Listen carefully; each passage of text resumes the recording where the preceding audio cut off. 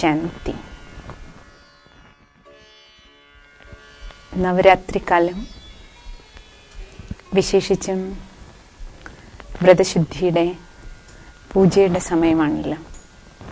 നവരാത്രി എന്ന് പറയുമ്പോൾ തന്നെ മഹത്വം വിശേഷിച്ചും കന്യാപൂജയ്ക്കാണ്. കന്യകമാരുടെ പൂജ ഭാരതത്തിലെ വിശേഷപ്പെട്ട ഒരു കാര്യമാണ്. എന്തുകൊണ്ട് കന്യകമാർക്ക് പൂജ ലഭിക്കുന്നു? കന്യകാർത്ഥം പരിശുദ്ധ, പവിത്രമായിട്ടുള്ള പ്യൂരിറ്റി. അപ്പൊ ആ പ്യൂരിറ്റിക്ക് അഥവാ പവിത്രതയ്ക്കാണ് പൂജ കൊടുക്കുന്നത്. ശക്തികള് അഥവാ ദേവിമാര്, ആ പവിത്ര ദേവിമാരുടെ അഥവാ പവിത്രമായിട്ടുള്ള കന്യകമാരുടെ ആ ജീവിതത്തിലെ പ്യൂരിറ്റിക്കാണ് യഥാർത്ഥത്തിൽ നമ്മൾ പൂജ കൊടുക്കണേ. എവിടെ പ്യൂരിറ്റി ഉണ്ടോ അവിടെ പൂജ കിട്ടണം. എപ്പോ പവിത്രത നമ്മുടെ ജീവിതത്തിൽ നഷ്ടപ്പെടുന്നു, ജീവിതം ഇംപ്യൂർ ആകാൻ തുടങ്ങുന്നു, അപവിത്രമായിട്ട് മാറാൻ തുടങ്ങുന്നു, അപവിത്രത ഉണ്ടാകുന്നതോട് കൂടിയിട്ടാണ് ആ അപവിത്രത അഥവാ അശുദ്ധി അത് നമ്മളുടെ ആ പൂജനീയ യോഗ്യതയെ, മഹിമയെ ഇല്ലാണ്ടാക്കാണ്. അപ്പം മുതലാണ് ജീവിതത്തിൽ നമുക്ക് പൂജയ്ക്കുള്ള ആ യോഗ്യത നഷ്ടപ്പെടുന്നത്. പൂജ്യരായിരുന്നവര് ശരിക്കും താഴേക്ക് ജീവിതത്തില് അധപ്പതിച്ച് പൂജാരി സ്റ്റേജിലേക്ക് നമ്മൾ മാറുന്ന ആ ഒരു മാറ്റം ജീവിതത്തിൽ ഉണ്ടാകുന്നത് പ്യൂരിറ്റി നഷ്ടപ്പെട്ട്, പരിശുദ്ധി നഷ്ടപ്പെട്ട് അപവിത്ര ജീവിതത്തിലേക്ക് നമ്മൾ വരുമ്പോഴാണ്. നവരാത്രി നമ്മളെ ഓർമ്മിപ്പിക്കുന്നത് വ്രതശുദ്ധിയുടെ മഹത്വമാണ്, പരിശുദ്ധിയുടെ, പ്രത്യേകിച്ചും പ്യൂരിറ്റിയുടെ, പവിത്രതയുടെ മഹത്വം. പ്യൂരിറ്റി എന്ന് പറയുമ്പോൾ, ശുദ്ധി എന്ന് പറയുമ്പോൾ ആദ്യം നമ്മുടെ മനസ്സിന്റെ, വാക്കുകളുടെ, കർമ്മത്തിന്റെ, നമ്മുടെ സംബന്ധ സമ്പർക്കത്തിന്റെ, നമ്മുടെ ശരീരത്തിന്റെ, അതേപോലെ നമ്മുടെ ധനത്തിന്റെ, നമ്മൾ കഴിക്കുന്ന ഭക്ഷണത്തിന്റെ, നമ്മുടെ വസ്ത്രധാരണ രീതി, നമ്മുടെ വീട് പരിസരത്തിന്റെ എല്ലാ തരത്തിലുള്ള സൂക്ഷ്മവും സ്ഥൂലവുമായിട്ടുള്ള ശുദ്ധികൾ ഏറ്റവും പ്രധാനമാണ്. അതുകൊണ്ടാണ് നിങ്ങൾക്കറിയാം, സാധാരണ നമ്മൾ നവരാത്രി കാലം ആകുമ്പോൾ തന്നെ വീടും പരിസരം എല്ലാം ക്ലീൻ ചെയ്ത് വൃത്തിയാക്കി, വീട്ടില് വിശേഷിച്ചും പ്രത്യേകിച്ചും നവരാത്രി സമയത്ത് കൊലു, ബൊമ്മക്കൊലു പ്രത്യേകിച്ചും എല്ലായിടും അറേഞ്ച് ചെയ്യാറുണ്ട്. കൊലുവില് നിങ്ങൾ കണ്ടിട്ടുണ്ടാവും എല്ലാവരും, കൊലു വെക്കുന്ന സമയത്ത് ഓരോ വീടുകളിലും കൊലു അറേഞ്ച് ചെയ്യുകയും അത് കാണാൻ വേണ്ടിയിട്ട് മറ്റുള്ളവരെ ക്ഷണിക്കുകയെല്ലാം ചെയ്യാറുണ്ട്. അപ്പൊ ബൊമ്മക്കൊലു വെക്കുന്ന സമയത്ത് തന്നെ ശ്രദ്ധിക്കുകയാണെങ്കിൽ നമുക്ക് മനസ്സിലാക്കാൻ കഴിയും, സ്റ്റെപ്പായിട്ട് കൊലു അറേഞ്ച് ചെയ്യുന്ന സമയത്ത് അതില് ദേവീദേവന്മാരുടെ ചിത്രങ്ങളെ നമുക്ക് കാണാം, അതിന്റെ ബൊമ്മകളെ അറേഞ്ച് ചെയ്യാറുണ്ട്.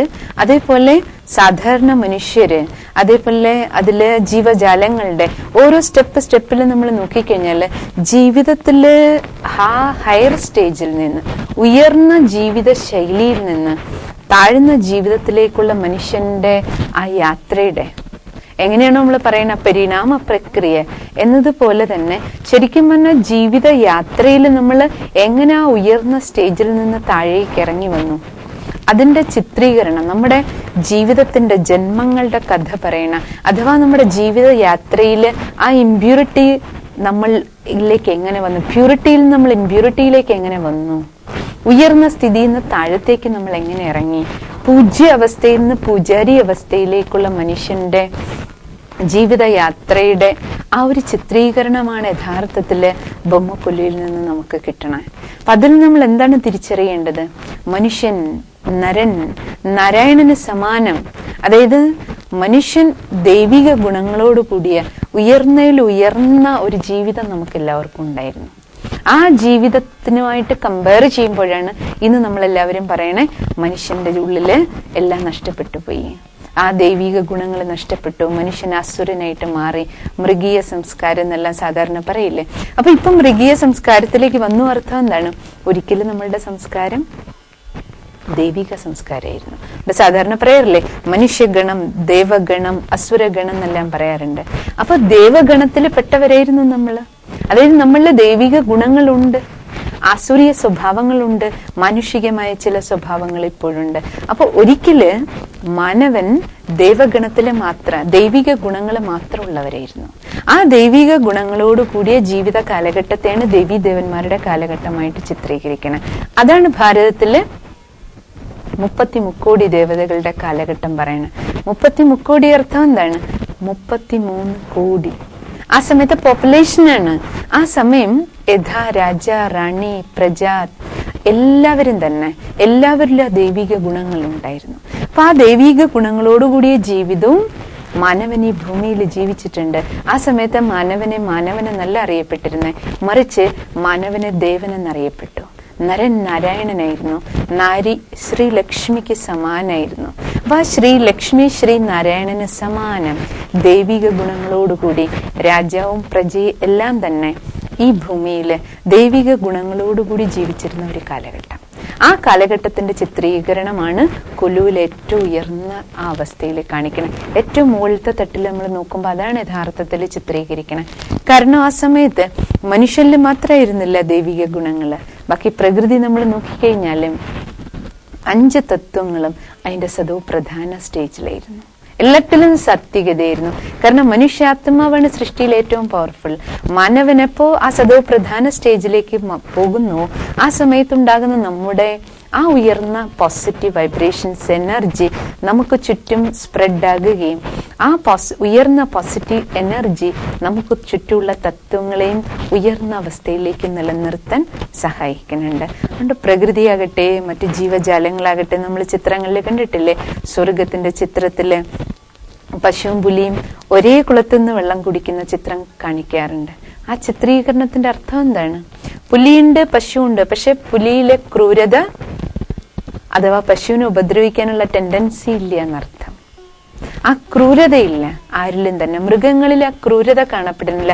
കാരണം മനുഷ്യനിൽ ആ സമയത്ത് ദൈവിക ഗുണങ്ങളേ ഉള്ളൂ. മനുഷ്യരിലും ആ ക്രൂരതയില്ല, അതുകൊണ്ട് മൃഗങ്ങളിലും അത് കാണപ്പെടുന്നില്ല. ആ ശ്രേഷ്ഠ ജീവിതത്തിൽ നിന്ന് നമ്മൾ നോക്കിക്കഴിഞ്ഞാല് കൊലുവില് ആ സ്റ്റെപ്പ് താഴേക്ക് ഇറങ്ങുന്നത് പോലെ എങ്ങനെ സ്റ്റെപ്പ് ബൈ സ്റ്റെപ്പ് കാണിച്ചിരിക്കുന്നു. നമ്മുടെയും ജീവിതത്തിന്റെ സ്റ്റെപ്പ് ബൈ സ്റ്റെപ്പ് പുനർജന്മങ്ങൾ എടുത്ത് ആത്മാവ് ശരീരമാകുന്ന വസ്ത്രം വിട്ട് അടുത്ത വസ്ത്രത്തിലേക്ക് പോകുമ്പോൾ എങ്ങനെ സ്വർണം കൊണ്ട് ആഭരണം ഉണ്ടാക്കുമ്പോൾ അഴിച്ചുപണിഞ്ഞ് പുതിയ ആഭരണങ്ങൾ ഉണ്ടാക്കുന്ന സമയത്ത് അതിന്റെ മാറ്റ് കുറയണത്, അതിന്റെ ക്യാരറ്റ് കുറയണത്, വാല്യൂ കുറയണത്. അതേപോലെ ജീവിത യാത്രയിലെ ആത്മാവൂർജമാണ്. ആ ഊർജം കൊണ്ടുണ്ടാക്കിയ ആഭരണമാണ് നമ്മുടെ ഈ ശരീരം. അപ്പോ ആ ദൈവ കാലഘട്ടം സത്യത്രേകദായകം എന്ന് പറയുന്ന ആ ഉയർന്ന ജീവിത നിലവാരം നമ്മൾക്കുണ്ടായിരുന്ന ആ കാലഘട്ടം താണ്ടി നമ്മൾ താഴേക്ക് വരുന്ന സമയത്ത് ഓരോ ജന്മങ്ങൾ എടുക്കുമ്പോഴും നമുക്ക് മനസ്സിലാക്കാൻ കഴിയണത് ആത്മാവി ശരീരമാകുന്ന വസ്ത്രം കളഞ്ഞ് അടുത്ത വസ്ത്രത്തിലേക്ക് പോകുമ്പോൾ നമ്മുടെ ക്വാളിറ്റി ഓഫ് ലൈഫ് കുറയുകയാണ്. ആത്മാവിന്റെ മൂല്യം കുറഞ്ഞു വരികയാണ്. കാരണം ആത്മാവിന്റെ ക്വാളിറ്റി ഗ്രേഡ് അത് കുറഞ്ഞു വരുന്നു. അർത്ഥം ഗുണങ്ങൾ നമ്മളിൽ കുറയണം. ആ ഗുണങ്ങൾ കുറയുമ്പോൾ നമ്മുടെ മൂല്യം എന്ന് പറയുന്നത് നമ്മളിലെ മൂല്യങ്ങളാണ്, വാല്യൂസ് ആണ്.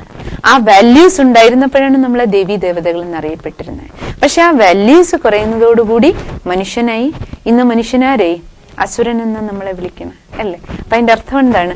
ആ മൂല്യങ്ങൾ വളരെയധികം നമ്മളിൽ നിന്ന് നഷ്ടപ്പെട്ടു എന്ന് മാത്രമല്ല, ആസുരീയ സ്വഭാവങ്ങൾ നമ്മുടെ ഉള്ളിലേക്ക് വളരെയധികം ഉള്ളിലൊന്നുണ്ട്. ഓരോരുത്തരുടെ ഉള്ളിലും മൃഗീയ സംസ്കാരങ്ങള്, മൃഗങ്ങളെക്കാളും മോശമായ സംസ്കാരങ്ങള് ഇന്ന് മനുഷ്യന്റെ ഉള്ളിലേക്ക് കടന്നുകൂടിക്കഴിഞ്ഞു. അപ്പോ ഈ നവരാത്രി സമയത്ത് നമ്മളുടെ ഓരോരുത്തരുടെ ഉള്ളിലും നമ്മൾ ആ ഒരു ചിന്തനം, നമുക്ക് ഒരു റീതിങ്കിങ് ലൈഫിൽ ആവശ്യമാണ്. എല്ലാ വർഷവും നമ്മൾ നവരാത്രി ആഘോഷിക്കുന്നുണ്ട്. പക്ഷെ നമ്മൾ ഈ ആഘോഷം കൊണ്ട് എന്താ ഉദ്ദേശിക്കണേ? അതിലൂടെ ആയിത്തീരണം. ജീവിതത്തിൽ എന്തെങ്കിലുമൊക്കെ മാറ്റം നമുക്ക് കൊണ്ടുവരണം. അതാണ് ആഘോഷിക്കുക എന്ന് പറഞ്ഞാൽ അർത്ഥം. അതാണ് ജീവിതത്തിൽ പരിവർത്തനം കൊണ്ടുവരിക. അപ്പൊ ഓരോരോ ഉത്സവങ്ങൾ മാസത്തിൽ അല്ലെങ്കിൽ വർഷങ്ങൾ കൂടുമ്പോൾ ഒരു ഫിക്സ് ആയിട്ടുള്ള ഡേറ്റിൽ ഉത്സവം വരണു, അല്ലെങ്കിൽ നമുക്ക് ഹോളിഡേ കിട്ടണു, നമ്മൾ ആഘോഷം നടത്തണു. പക്ഷെ ഇതിന്റെ എല്ലാം പിന്നിൽ ചില അർത്ഥങ്ങളുണ്ട്. ആ ആഘോഷം നമുക്കായിത്തീരാനാണ്, ജീവിതത്തില് പരിവർത്തനം കൊണ്ടുവരാനുള്ളതാണ്. അതുകൊണ്ട് നവരാത്രി നമുക്ക് നൽകുന്ന സന്ദേശം എന്താണ്? ഏറ്റവും ഫസ്റ്റിൽ നമ്മൾ മനസ്സിലാക്കേണ്ട പ്യൂരിറ്റിയുടെ മഹത്വമാണ്. നവരാത്രിയിലെ 9 ദിവസങ്ങളിൽ മാത്രം വ്രതം അനുഷ്ഠിക്കുക എന്നുള്ളതല്ല. എപ്പോ ജീവിതത്തിൽ വ്രതം അനുഷ്ഠിക്കുന്നോ, ശുദ്ധിയുണ്ടോ, അപ്പോഴേ നമുക്ക് ജീവിതത്തിന് വാല്യൂ ഉള്ളൂ, പൂജ കിട്ടുള്ളൂ. അപ്പൊ ആ പൂജയ്ക്ക് യോഗ്യതയുള്ളവരായിട്ട് നമുക്ക് മാറണം. മറ്റൊന്ന്, നമ്മുടെ ഓരോരുത്തരുടെ ഉള്ളില് ഏതെല്ലാം ആസുരീയ സ്വഭാവ സംസ്കാരങ്ങൾ ഇപ്പോൾ കടന്നുകൂടി പോയോ അതിനെ നമുക്ക് ക്ലീൻ ചെയ്യണം. നവരാത്രിക്ക് നമുക്ക് വീട് മാത്രം ക്ലീൻ ചെയ്ത് അലങ്കരിച്ചാൽ പോരാ.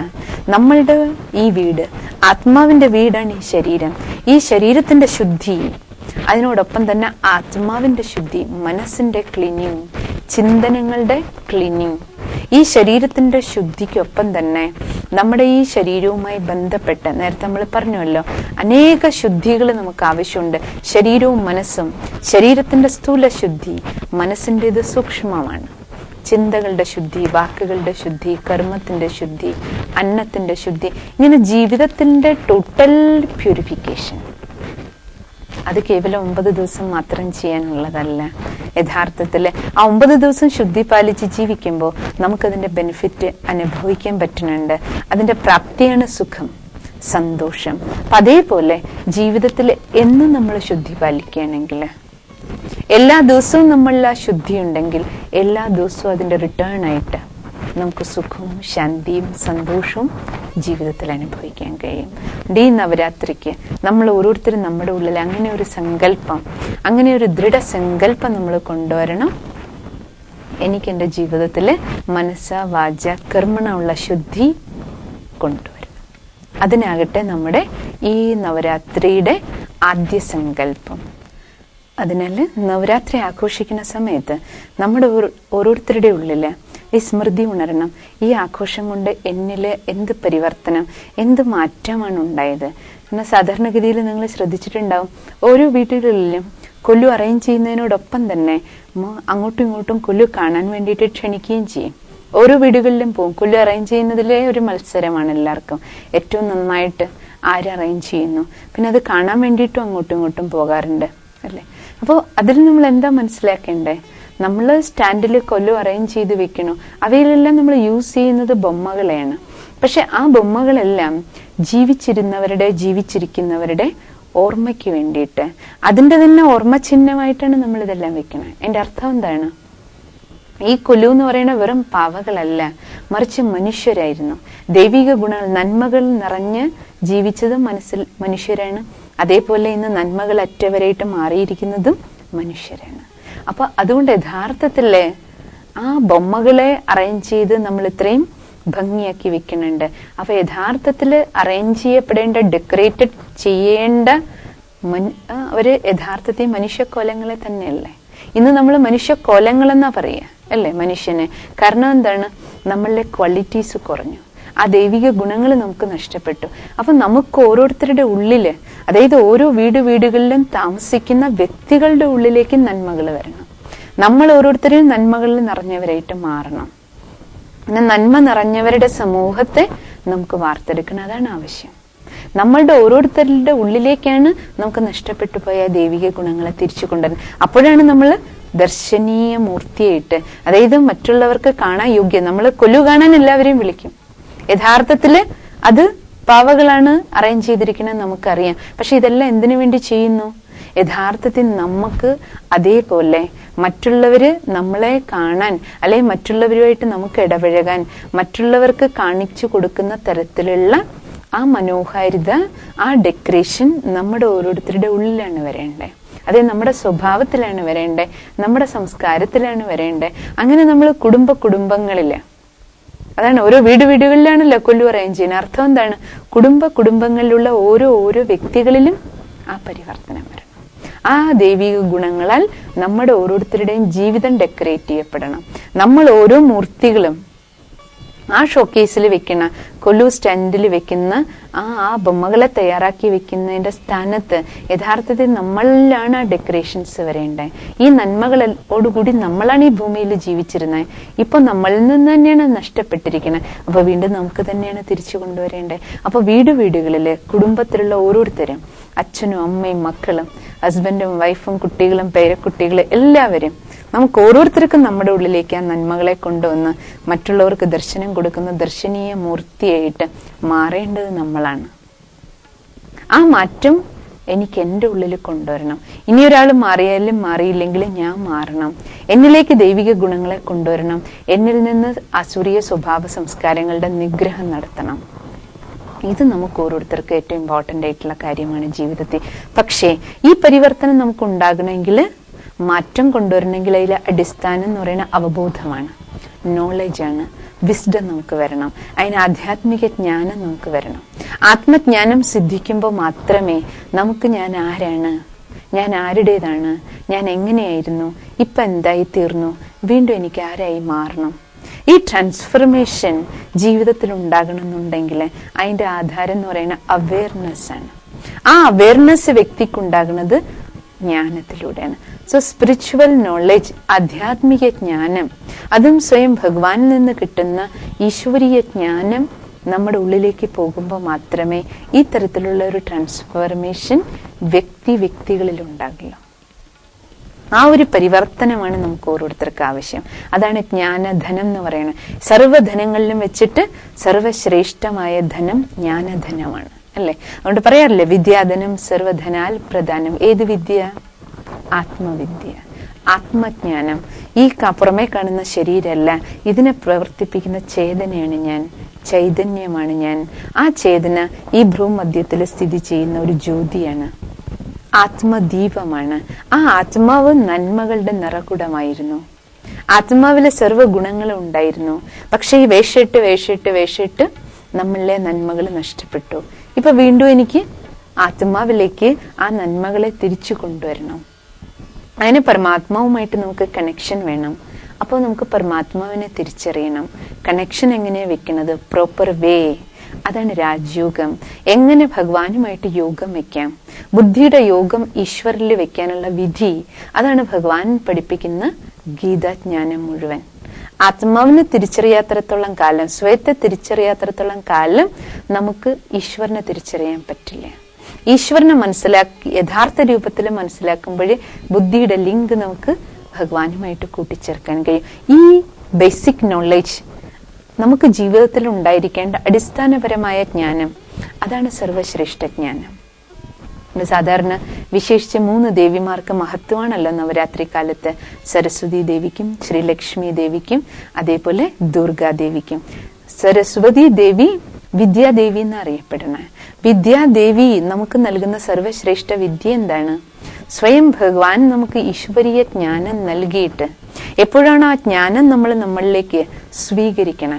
ചിലപ്പോ നമ്മൾ പറയാറില്ലേ, ഇന്നാളുടെ നാവിന് തുമ്പില് സരസ്വതിയാണ്. അർത്ഥം എന്താണ്? ജ്ഞാനം അനർഗളം പ്രവഹിക്കണു. അതായത് ഭഗവാനിൽ നിന്ന് ഈശ്വരീയ ജ്ഞാനം പ്രാപ്തമാക്കി ജീവിതത്തിലേക്ക് ആ ജ്ഞാനത്തിന്റെ ധാരണ നമ്മുടെ ഓരോരുത്തരുടെയും ജീവിതത്തിൽ വരുമ്പോൾ ആ ജ്ഞാനത്തിലൂടെ ഒരു ശ്രേഷ്ഠ സംസ്കാരം നമ്മൾക്ക് വാർത്തെടുക്കാൻ കഴിയണം. അറിവതിനാണല്ലോ. അറിയുക എന്ന് പറഞ്ഞാൽ എന്താ അർത്ഥം? നമ്മൾ പറയണം എനിക്കെല്ലാം അറിയാം. അറിവ് അർത്ഥം എന്താണ്? എന്തറിഞ്ഞു അതിനനുസരിച്ച് നമ്മൾ ജീവിക്കണം. അതിനെ അറിവെന്ന് പറയുള്ളൂ. അല്ലാതെ ജ്ഞാനി അർത്ഥം എനിക്ക് എല്ലാറ്റിനെ കുറിച്ചുള്ള നോളജ് ഉണ്ട്, അതുകൊണ്ട് നമുക്ക് നമ്മളെ ജ്ഞാനി എന്ന് പറയാൻ പറ്റില്ല. എനിക്കറിയാം. അറിയാൻ അർത്ഥം എന്താണ്? അറിഞ്ഞതിനെ അക്സെപ്റ്റ് ചെയ്യുക, അക്സെപ്റ്റ് ചെയ്തതിനെ അനുസരിച്ച് നടക്കുക. അതാണ് ജ്ഞാനം. അതാണ് നമുക്ക് ജീവിതത്തിൽ ആവശ്യം. സർവശ്രേഷ്ഠ ഈ ജ്ഞാനം നമ്മുടെ ജീവിതത്തിലേക്ക് പകർത്തണം. അതാണ് യഥാർത്ഥത്തില് സരസ്വതി ദേവിക്ക് ഇത്രയും പൂജ കിട്ടാനുള്ള കാരണം തന്നെ അതാണ്. വിദ്യക്ക് വേണ്ടി നമ്മൾ സരസ്വതി ദേവിയുടെ അടുത്തേക്കല്ലേ പോണേ? കാരണം എന്താണ്? ഭഗവാനിൽ നിന്ന് കിട്ടിയ ജ്ഞാനത്തെ തന്റെ ജീവിതത്തിൽ കൊണ്ടുവന്ന് ജീവിതത്തിലെ നമ്പർ 1 ആയിട്ട് ജ്ഞാനത്തെ ധാരണ ചെയ്യുക. അതാണ് ഏറ്റവും പ്രധാനം. അതിനനുസരിച്ച് ജീവിക്കുക. അതാണ് നമുക്ക് ഓരോരുത്തർക്ക് ആവശ്യം. സ്കൂളിൽ നിന്നും കോളേജിൽ നിന്നും ഒക്കെ നമുക്ക് അറിവ് കിട്ടുന്നുണ്ട്. അതിനെ സർവശ്രേഷ്ഠ ജ്ഞാനം എന്ന് പറയാൻ പറ്റില്ല. സർവശ്രേഷ്ഠ വിദ്യ എന്ന് പറയുന്നത് ആത്മവിദ്യ. എന്തുകൊണ്ടെന്നാൽ സ്കൂളിലും കോളേജിലും എല്ലാം പഠിച്ചിട്ടും നമുക്ക് അവബോധം എത്രത്തോളം ഉണ്ട്? വിസ്ഡം നമ്മുടെ എത്രത്തോളം വർക്ക് ചെയ്യുന്നുണ്ട്? ഇന്ന് നമുക്ക് വിദ്യാഭ്യാസത്തിന് കുറവില്ല. പക്ഷെ ഏറ്റവും കൂടുതൽ വിദ്യാഭ്യാസം നേടിക്കൊണ്ടിരുന്നുകൊണ്ട് തന്നെ ഏറ്റവും കൂടുതൽ തെറ്റുകൾ നമ്മൾ ചെയ്യുന്നുണ്ട്. അപ്പൊ അതിനെ നമുക്ക് വിദ്യ എന്ന് പറയാൻ കഴിയൂ? അത് ഭൗതിക വിദ്യ. പക്ഷെ ആധ്യാത്മിക വിദ്യ വ്യക്തിയിലേക്ക് വരുമ്പോൾ മാത്രമേ ആന്തരികമായിട്ടുള്ള വികാസം, വ്യക്തിത്വത്തിന്റെ ടോട്ടൽ പേഴ്സണാലിറ്റി ഡെവലപ്മെന്റിന്റെ ആധാരം ആധ്യാത്മിക വിദ്യ. അതാണ് പഴയ കാലത്ത് ഗുരുകുല വിദ്യാഭ്യാസത്തിൽ കിട്ടിയത്. അവിടെ കണക്കും സയൻസും മാത്രമായിരുന്നില്ല പഠിച്ചിരുന്നത്, ഒപ്പം തന്നെ വ്യക്തിയുടെ ടോട്ടൽ വ്യക്തിത്വത്തിന്റെ വികാസം നടന്നിരുന്നു. കാരണം ആധ്യാത്മിക വിദ്യയും ഭൗതിക വിദ്യയും ഒപ്പം വേണം. സ്കൂൾ കോളേജ് വിദ്യാഭ്യാസം വേണ്ട എന്നുള്ളതല്ല സിസ്റ്റർ പറയണത്, അത് അത്യന്താപേക്ഷിതമാണ്. പക്ഷേ ഒപ്പം തന്നെ ആധ്യാത്മിക വിദ്യയുടെ അടിത്തറയിൽ നിന്നുകൊണ്ട് ഭൗതിക വിദ്യ ലഭിക്കുമ്പോൾ മാത്രമേ നേടിയ ഭൗതിക വിദ്യയെ സുഖദായിയായിട്ട് ഉപയോഗിക്കാൻ നമുക്ക് കഴിയുകയുള്ളൂ. അതിനോടൊപ്പം ശ്രീലക്ഷ്മി ദേവി ധനത്തിന്റെ ദേവിയാണ്. ധനം അപ്പൊ നമുക്ക് ജീവിതത്തില് പറയാറില്ല എല്ലാവരും ധനത്തിന് വേണ്ടി ശ്രീലക്ഷ്മി. ധനം അർത്ഥം എന്താണ്? സമൃദ്ധി, ഐശ്വര്യം. നമുക്ക് ജീവിതത്തിലേക്ക് ആ സമൃദ്ധി ഉണ്ടാകണം, ഐശ്വര്യം നമ്മുടെ ജീവിതത്തിലേക്ക് വരണം, സുഖവും ശാന്തിയും സന്തോഷവും ജീവിതത്തിലേക്ക് വരണമെങ്കിൽ ശുദ്ധി വേണം. അതുകൊണ്ടാണ് ലക്ഷ്മി ദേവിയെ ആഹ്വാനം ചെയ്യുന്നതിന് മുമ്പ് എല്ലാം വീടും ചുറ്റും പരിസരങ്ങളെല്ലാം ക്ലീൻ ചെയ്ത് എല്ലാ അഴുക്കും കുപ്പയും കൊണ്ടുപോയിട്ട് കത്തിച്ച് കളയാറുണ്ട് അല്ലെ? കാരണം എന്താണ്? ശുദ്ധി എവിടെയുണ്ടോ അവിടെ ശ്രീലക്ഷ്മി ഉള്ളൂ. അർത്ഥം എന്താണ്? എവിടെ ശുദ്ധിയുണ്ടോ അവിടെ മാത്രമേ സമൃദ്ധി ഉണ്ടാകുള്ളൂ. കാരണം ശുദ്ധി ഉണ്ടെങ്കിൽ സുഖവും ശാന്തിയും സമ്പത്തും ഓട്ടോമാറ്റിക്കലി വരും. അതാണ് പരിശുദ്ധിയുടെ ഇമ്പോർട്ടൻസ്. പക്ഷേ ഇന്ന് ജീവിതത്തിൽ നമ്മൾ ശുദ്ധി പാലിക്കാൻ തയ്യാറല്ല. ഞാൻ ഇങ്ങനെ കഴിക്കൂ, ഇങ്ങനെ കുടിക്കൂ, ഇങ്ങനെ ചിന്തിക്കൂ, ഇങ്ങനെ പ്രവർത്തിക്കൂ, പക്ഷെ എനിക്ക് സുഖവും ശാന്തിയും സമ്പത്തും വേണം. നടക്കില്ലല്ലോ. നമ്മൾ എന്ത് ചെയ്യുന്നോ അതിനനുസരിച്ചുള്ള റിട്ടേണേ കിട്ടൂ. സുഖവും ശാന്തിയും സമൃദ്ധി ഉണ്ടാകണമെങ്കിൽ നമ്മുടെ വിചാരങ്ങളിലും വ്യവഹാരങ്ങളിലും ആദ്യം പരിശുദ്ധി കടന്നു വരണം. കഴിക്കുന്നതിലും കുടിക്കുന്നതിലും വേണം, വസ്ത്രധാരണത്തിലും വേണം, A to Z കർമ്മങ്ങളിൽ വേണം. അപ്പോഴേ നമുക്ക് അതിലൂടെ ഐശ്വര്യം ജീവിതത്തിലേക്ക് തിരിച്ചു കൊണ്ടുവരാൻ കഴിയുകയില്ല. ഒപ്പം തന്നെ ദുർഗാദേവിയുടെ വിശേഷ പൂജ ചെയ്യണം. ദുർഗയുടെ ശക്തിയുടെ എത്ര പൂജയാണ്. ദുർഗയെ എപ്പോഴും എങ്ങനെയാ കാണിക്കണേ? സർവ ആയുധങ്ങളും ധരിച്ച ആ രീതിയിലാണ് കാണിക്കണം അല്ലെ? ദുർഗയിൽ നമ്മൾ നോക്കിക്കഴിഞ്ഞാല് അസുരന്മാരെയെല്ലാം ചവിട്ടി പിടിച്ച് അസുര നിഗ്രഹം നടത്തുന്ന ആ രൂപത്തെ നമ്മൾ കാണണം അല്ലെ? ദേവിയുടെ മുഖം എപ്പോഴും നോക്കിക്കഴിഞ്ഞാൽ വളരെ ശീതള രൂപത്തിൽ നമ്മൾ കാണണേ. പക്ഷെ ചുറ്റുപാടിലെ അസുരന്മാരുടെ നിഗ്രഹവും എല്ലാ കൈകളിലെ ആയുധങ്ങൾ കൊണ്ട് ചെയ്യുന്നതായിട്ട് കാണിക്കും. അതിന്റെ അർത്ഥം എന്താണ്? ദേവി ഒരാളെ വാളെടുത്തിട്ട് മുറിച്ച് കൊന്നു എന്നാണോ? അല്ലെങ്കിൽ ദൃഷ്ടി കൊടുത്തിട്ട് ദേവി ഒരാളെ വധിച്ചു എന്നുള്ളതാണോ? അതിനുപരി അതിന് പിന്നിൽ അർത്ഥമുണ്ട്. ഇപ്പൊ നമുക്കറിയില്ലേ, പേപ്പറിലെ പരസ്യങ്ങളിലും 6, 7, 8 കൈകളെല്ലാം കാണിച്ചിട്ട് ഒരു കയ്യിൽ കുക്കർ ഒരു കയ്യിൽ മിക്സിയൊക്കെ വെച്ചിട്ട് പരസ്യങ്ങൾ കാണിക്കാറുണ്ട്. അതിന്റെ അർത്ഥം ഒരാൾക്ക് 8 കൈ 10 കൈ ഉണ്ടായിരുന്നു എന്നുള്ളതല്ലല്ലോ. ബാക്കി അതിന്റെ അർത്ഥം എന്താണ്? ഈ കൈകൾ എന്ന് പറയുന്നത് ശക്തികളാണ്, പവേഴ്സ്. ജീവിതത്തില് എത്രത്തോളം ശക്തികൾ നമ്മൾ ഉപയോഗിക്കുന്നു, നമ്മുടെ ഓരോരുത്തരുടെയും അന്തരാത്മാവിലെ ശക്തികൾ ഉപയോഗിച്ച് നമ്മൾ നമ്മുടെ ഉള്ളിലുള്ള ആസുരീയ സംസ്കാരങ്ങളുടെ സംഹരണം, നിഗ്രഹം നടത്തണം. പക്ഷെ ആ ശക്തി സർവശക്തിവാൻ എന്നാണ് കിട്ടണത്. ശിവശക്തികൾ എന്നല്ലേ പറയണേ. അപ്പൊ ഈശ്വരൻ നിന്ന് ശക്തി എടുത്ത് തന്റെ ഉള്ളിലുള്ള ആസുരീയ സ്വഭാവങ്ങളുടെ നിഗ്രഹണം നമുക്ക് ഓരോരുത്തർക്കും നടത്തണം. അതാണ് ദുർഗാദേവിയെ കാണിച്ചിരിക്കുന്നത്. ഇത് നമുക്ക് ഓരോരുത്തർക്കും ചെയ്യേണ്ടതാ. നമ്മൾ മറ്റുള്ളവരുടെ കുറവുകളാണ് സാധാരണ നോക്കാറുള്ളത്. പക്ഷെ നമ്മുടെ ഓരോരുത്തരുടെ ഉള്ളിലും വളരെയധികം അസുരീയ സ്വഭാവങ്ങളും സംസ്കാരങ്ങളും അടിഞ്ഞുകൂടിയിട്ടുണ്ട്. അപ്പൊ അതുകൊണ്ട് ഈ നവരാത്രിക്കാലം നമുക്ക് ഓരോരുത്തർക്ക് ആ സങ്കല്പം എടുക്കണം. എനിക്ക് സരസ്വതി ദേവിയെ പോലെ ജ്ഞാനസമ്പന്നയായിട്ട് മാറണം. ആധ്യാത്മിക വിദ്യയും ഭൗതിക വിദ്യയും ഒപ്പം കൊണ്ടുപോകണം. ശ്രീലക്ഷ്മി ദേവിയെ പോലെ എനിക്ക് സമ്പന്നയാകണം. സമ്പന്നയാകേണ്ടത് നമുക്ക് നമ്മുടെ ഉള്ളിലേക്ക് ശുദ്ധികളെ കൊണ്ടുവന്ന് സുഖവും ശാന്തിയും സന്തോഷവും സ്നേഹവും സർവ്വദൈവിക ഗുണങ്ങള്, ആ ഗുണങ്ങളുടെ സമ്പന്നത നമ്മളിലേക്ക് വരണം. സർവഗുണങ്ങളുടെയും ശേഖരണം നമുക്കുണ്ടാകണം. ഒപ്പം തന്നെ ശ്രീ ദുർഗാദേവിയെ പോലെ നമ്മളുടെ ആന്തരിക ശക്തികളെ ഉപയോഗിച്ച്, നമ്മുടെ മനോബലം ഉപയോഗിച്ച് നമുക്ക് നമ്മുടെ ഉള്ളിൽ തന്നെയുള്ള ആസുരീയ സ്വഭാവങ്ങളുടെ, ദുശീലങ്ങളുടെ, ദുസ്വഭാവങ്ങളുടെ പരിവർത്തനം കൊണ്ടുവരണം. അതാകണം നമ്മുടെ ഈ നവരാത്രി ആഘോഷത്തിന്റെ ലക്ഷ്യം. നിങ്ങൾക്ക് ഏവർക്കും നവരാത്രിയുടെ വിശേഷ സ്നേഹപൂർവമായ ഹൃദയപൂർവമായ ആശംസകൾ. ഓം ശാന്തി.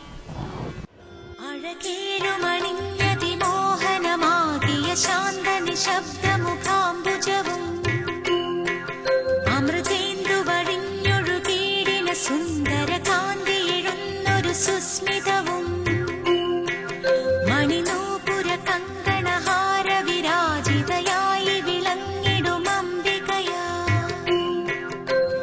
ആറ്റുകാലിലമർന്നിടും അമ്മേ നിൻ ശരണം ശരണം ശരണം.